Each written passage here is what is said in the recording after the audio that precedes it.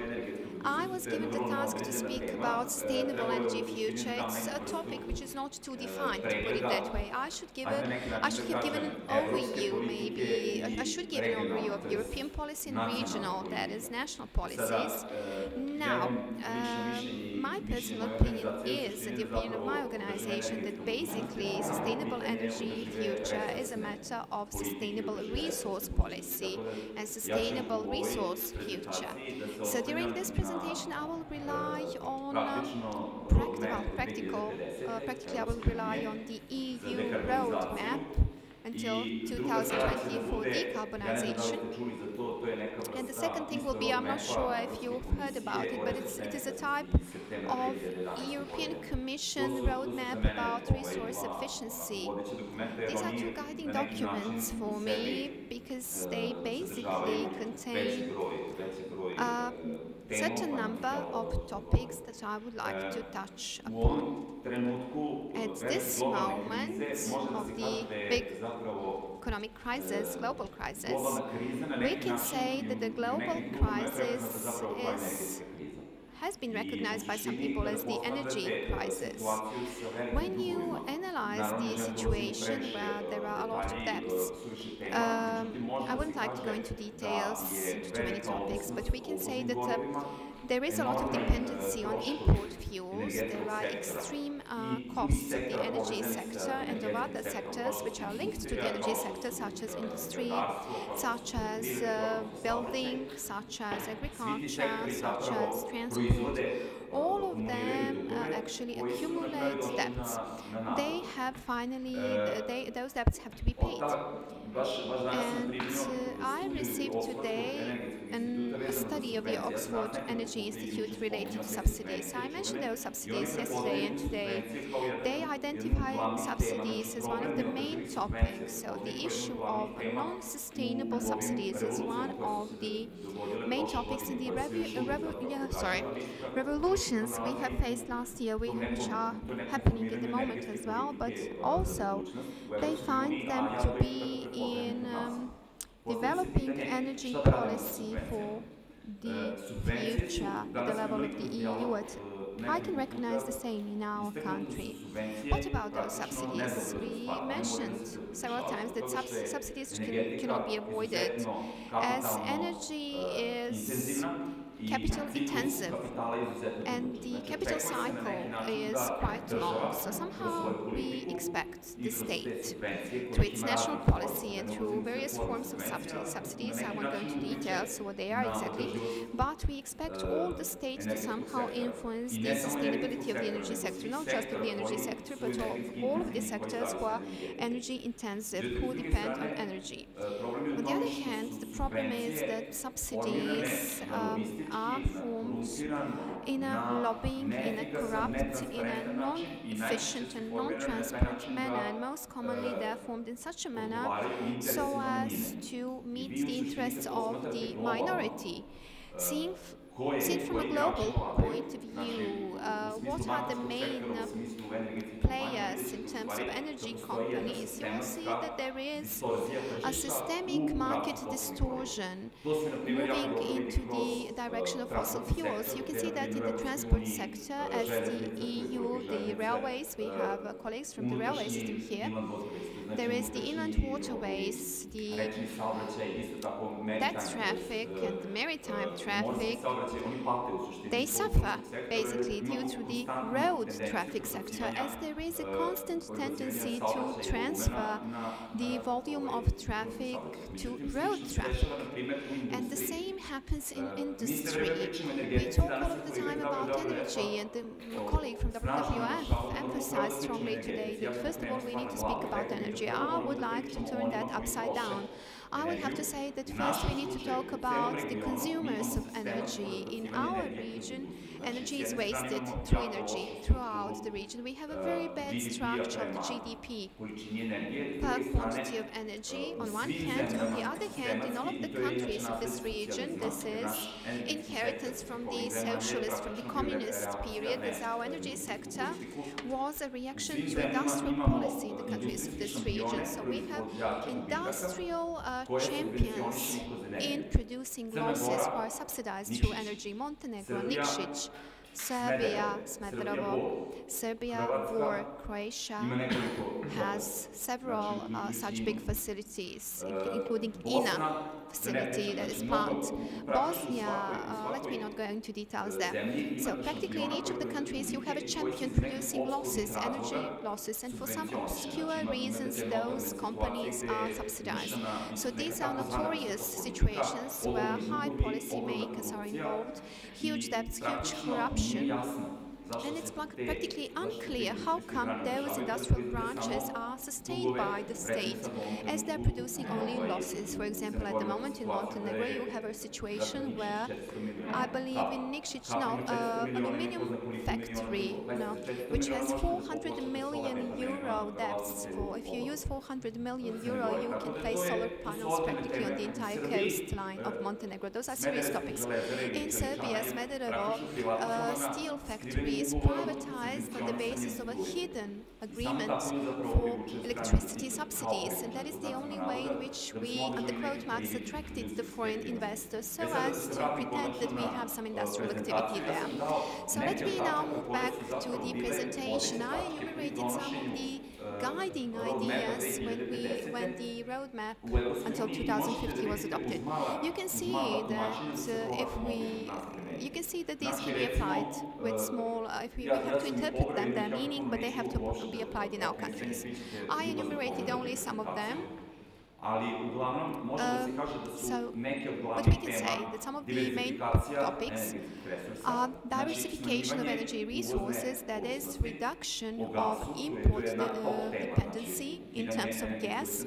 So that is a top topic, the main topic, the reduce gas dependency. The other thing is to reduce, for example, dependency on one country in terms of imports. Then another very important thing is competitiveness.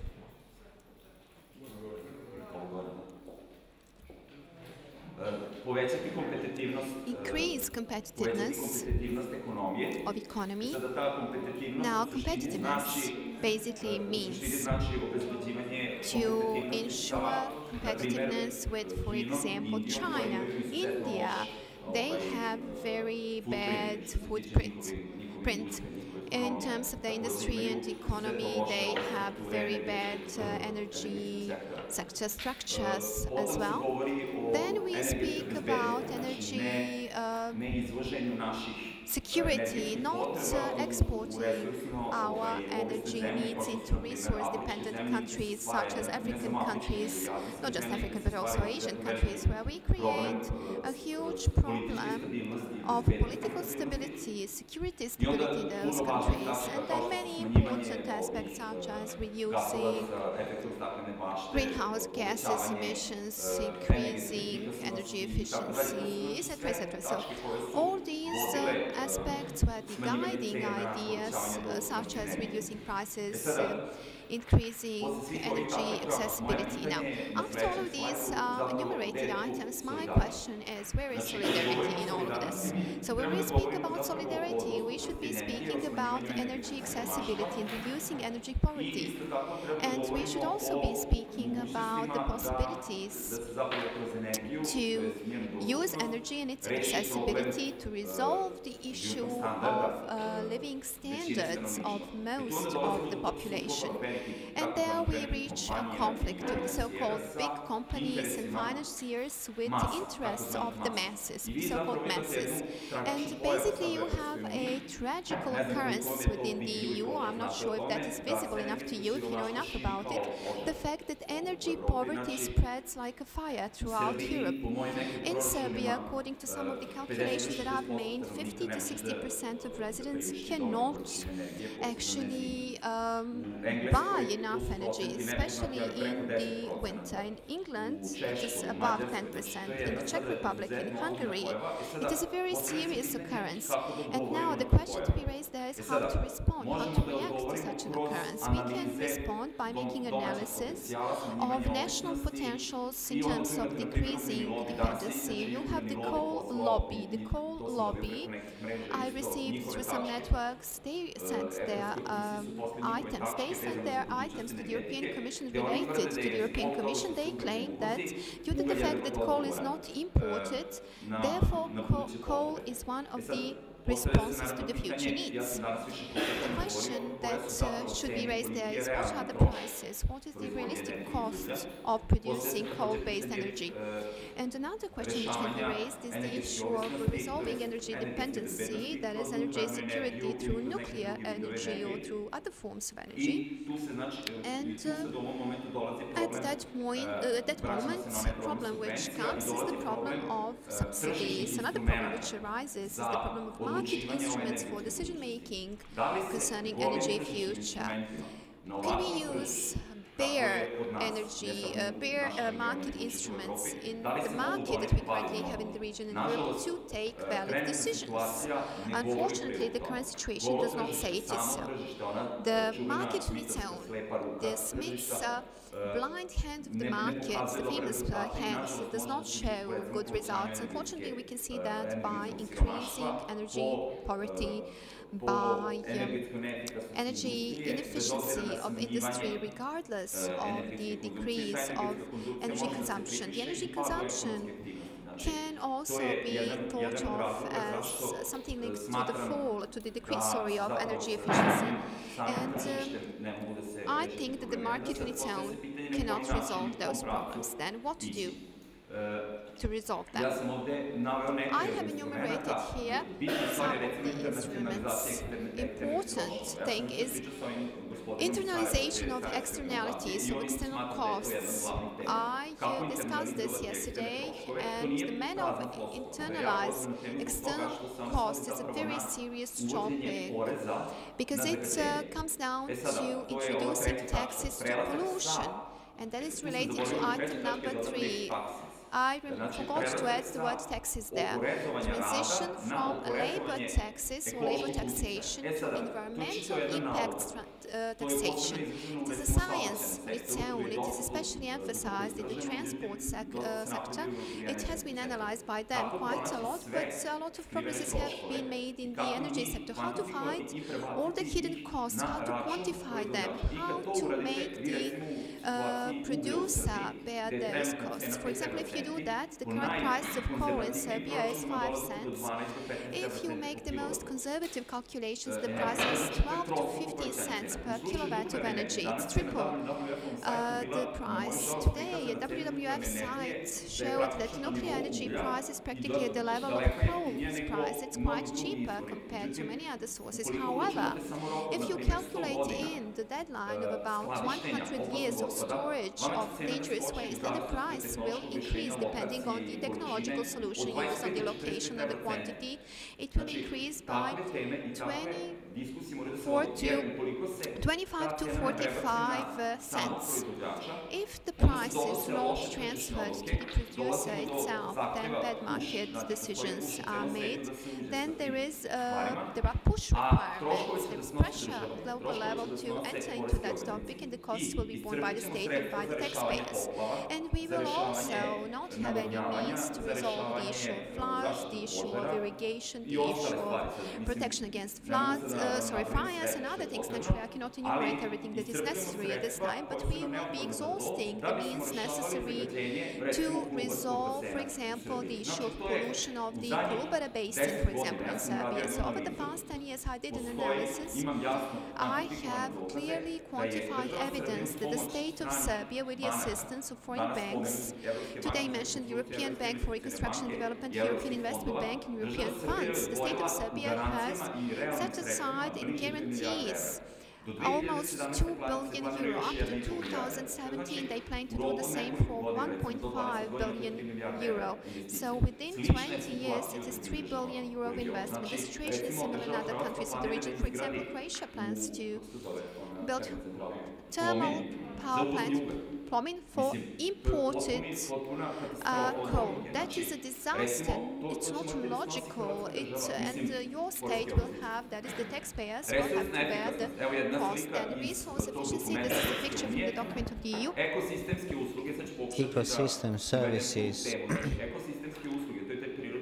This is the natural capital, human well-being, very important topic which I intentionally underline because we forget about that in the discussion of how through the resource efficiency, energy efficiency and the new green development to improve the overall human being well-being.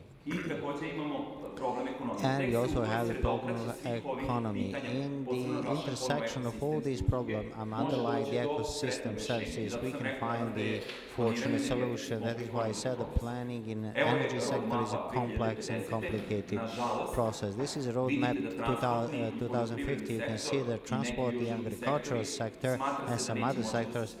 It is deemed that their emissions cannot be lowered down, but we expect technological breakthroughs. But one of the general conclusions is that the power sector, generation of electricity and heat, to be reduced to zero. So this should be even our policy, but with the current plans of investments in the entire region, this will be impossible. You can see in details what reductions are expected in 2030 to 2050.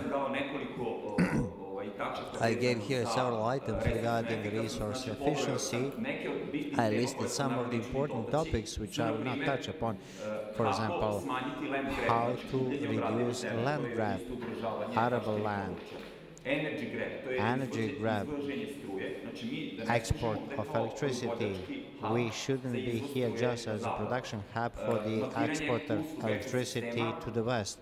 Mapping the ecosystem services, for me, the assessing economic value of ecosystems, this is for me the most problematic. This is a liberal discourse which I don't believe in, really.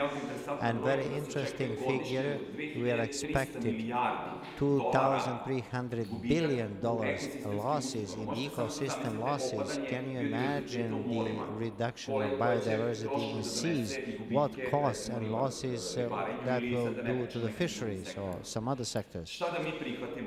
So what we should accept. I'm in a way Eurosceptic, so my position is that we cannot accept everything, do the copy-paste. But some of these items here are decoupling development from eating or grabbing the energy, water, air, biodiversity, minerals, metals. We have to create new, different kind of economic development and who will lead to the circular economy, to use this recycling, everything which is reducing the takeout from the nature. Energy efficient transition, I'm not talking about renewables, but energy efficiency, because that is what should lead us to the right direction. And it's especially important for me to underline the adoption of the strategy for the biodiversity, which should be implemented to other strategy, water strategy, energy strategy, social protection strategy. It's a multi-sectoral approach which requires time, which is repetitive. But we are going in direction of integral planning. It's also very important to set up indicators, sustainability indicators which involve climate changes, but also include some other topics, and setting up a critical path for the green transition.